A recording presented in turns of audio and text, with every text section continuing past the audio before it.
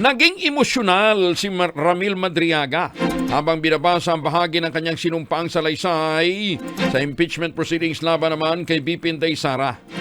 Sa gitna ng kanyang testimonya sa House Committee on Justice, napansin ang pagluha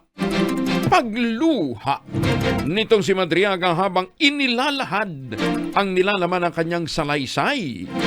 Nang tanungin kung bakit siya naiiyak, sinabi ni Madriaga, dala lamang ito ng kanyang kalungkutan.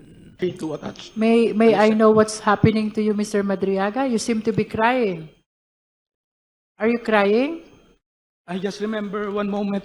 Are you crying?